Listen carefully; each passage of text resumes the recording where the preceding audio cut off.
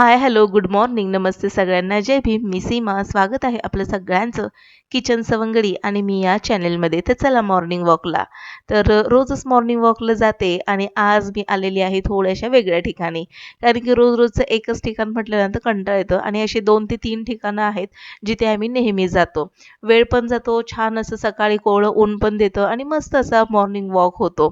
तर कल्याण शहरामध्ये जे लोकं राहतात, तर त्यांनी मला कमेंटमध्ये नक्की कळवा, की आम्ही कल्याणमध्ये राहतोय म्हणून.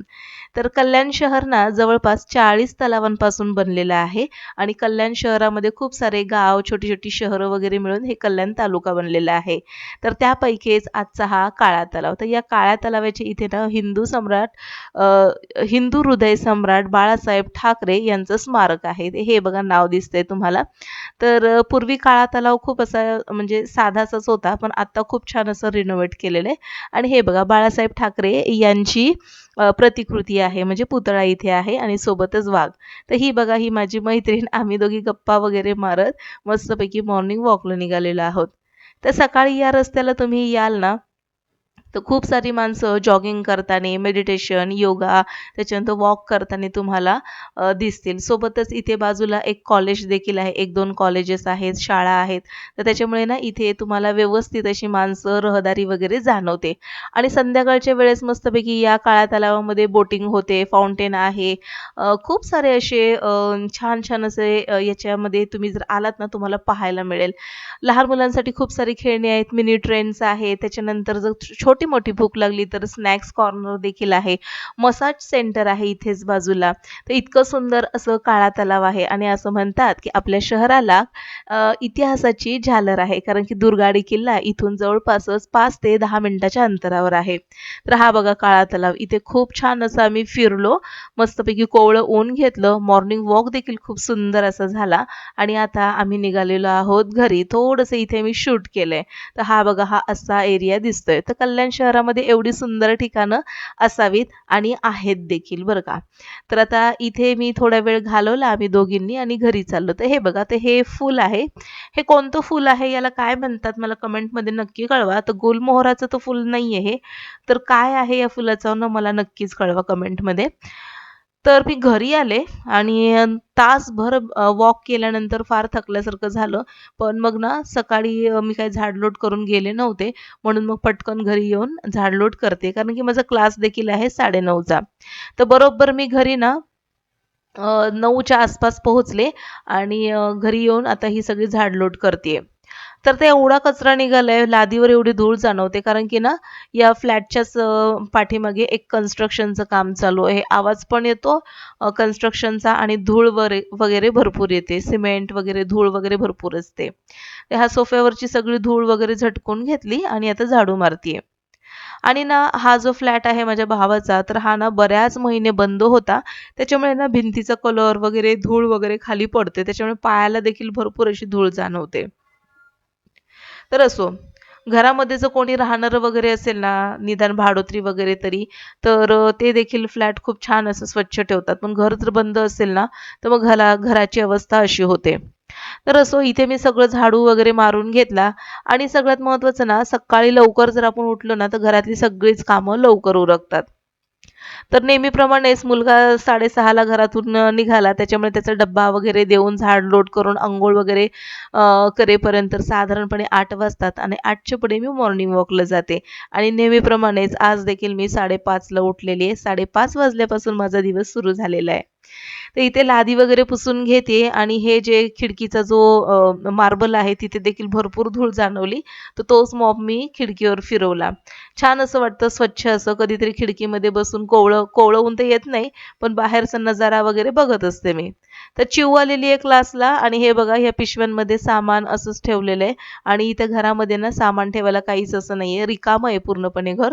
तर म्हटलं असो 3 ते म्हणजे साधारणपणे आठवड्याभरासाठी कशाला काय उगाचच जास्त सामान घ्यायचं म्हणून मी ना पिशव्यांमध्ये लागेल तितकं सामान घेतलं आणि त्या पिशव्या अशाच साईडला ठेवलेल्या आहेत.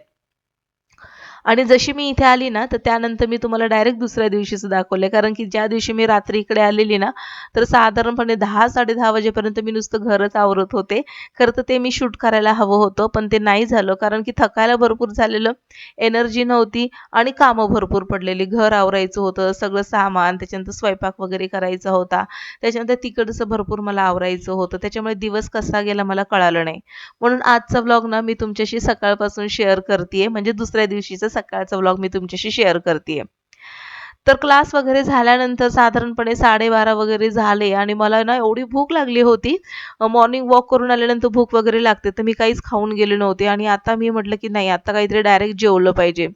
तर मी ना येताना अंडी वगैरे आणली होती. तर म्हटलं की चला डाळ आणि चपाती सकाळी डब्याला तर बनवलेलीच होती मी. तर म्हटलं की आज डाळीसोबत मस्तपैकी अ, अंड्याची पोळी म्हणजे ऑमलेट बनवून खाऊया. तर तेच मी इथे करते. कांदा, त्याच्यानंतर हिरवी मिरची, कोथिंबीर बारीक चिरलेलं आहे आणि आता मस्तपैकी अंड फेटून त्याच्यामध्ये घालणार आहे आणि मस्तपैकी मसाला ऑमलेट बनवून घेणार आहे. येताना भांडी मी जास्त काही आणली नव्हती. 2 कुकर आणि 1-2 कढई अशा काही भांडे आणले होते. पोलपाट वगैरे, तवा वगैरे असं. आणि मम्मीची इथे भांडी होती ड्रममध्ये बंद करून ठेवलेली. पण मग ना ती भांडी मला जी पाहिजे होती ना, तर ती काही भेटली नाही. ड्रमच्या एकदम तळाशी होती. त्याच्यामुळे मला जेवढी मला काढता आली तेवढी 4-5 भांडी मी काढली आणि त्याच्यातच मी कसं तरी ॲडजस्ट करतीये. कारण की पुन्हा मग 1-1.5 आठवड्यासाठी कुठे पुन्हा पसारा करायचा आणि पुन्हा तो पसारा आपल्यालाच आवरावा लागेल. पण खरं सांगते भांड्यांचं एवढं शॉर्टेज आहे ना इथे. तसंच मी भांडे धुवून वगैरे वापरतीये. आता तिकडच्या घरी माझ्या घरी जर तुम्ही बघितलं असेल भांड्याचा इतका ढिगारा दिसतो. कारण की एक भांडं नाही मिळालं की आपण लगेच दुसरं भांडं काढतो आणि ते भांडे लगेचच घासायला ठेवतो. त्याच्यामुळे तिकडच्या घरी ना भरपूर भांडे घासायला पडतात. पण इकडे भांडे मुळातच कमी असल्यामुळे ना भांडे फार कमी निघतात ते. तर आता इथे जेवण करून घेते. मस्तपैकी ऑमलेट तयार आहे. दूध देखील गरम करून घेतलंय आणि आज जेवणामध्ये ना मटकीची डाळ आणि सकाळी केलेली चपाती. तर असं आहे आजचं माझं जेवण. तर आता मला आणखीन एडिटिंग देखील करायचंय. तर दिवस कसा जातो? साधारणपणे मॉर्निंग सकाळी 5:30 वाजल्यापासनं त्याच्यानंतर सकाळचा क्लास होतो, मॉर्निंग वॉक होतो, त्याच्यानंतर स्वयंपाक वगैरे होतो. त्याच्यातच माझं थोडं-थोडं शूटचं काम चालू असतं आणि ते सगळं झाल्यानंतर जेवण वगैरे झाल्यानंतर माझं मी एडिटिंगचं काम करते. तर आता इथे ना माझा 4चा क्लास सुरू झालेला आहे आणि हा आता क्लास घेतीये. तर मला इथे प्रामुख्याने सांगायचं आहे, शूटिंग करणं, त्याच्यानंतर एडिट करणं, या सगळ्याला ना साधारणपणे 3 ते 4 तास त्याच्यापेक्षा जास्त वेळ जातो. तर खूप साधी म्हणजे खूप मेहनत आहे या सगळ्या पाठीमागे आणि बघायला गेलं तर व्लॉग आपल्याला फक्त 10 मिनिटाचा वगैरे दिसतो, पण त्याच्या पाठीमागे एवढी मेहनत असते. तर मला असं वाटतंय ना, प्लीज आमच्या मेहनतीला लक्षात घेऊन तुम्ही नक्कीच आम्हाला लाईक करा आणि माझ्या चॅनलवर जर पहिल्यांदाच आले असाल तर सबस्क्राईब करून बेल आयकॉन प्रेस करा. तर इथे मुलांचा क्लास सुरू झालेला आहे. मुलांना आता टाईम टेबल मिळालेलं आहे. क्रिसमसच्या सुट्ट्या देखील आता उद्या परवा लागतील आणि आता मुलांची छान अशी रिव्हिजन सुरू आहे.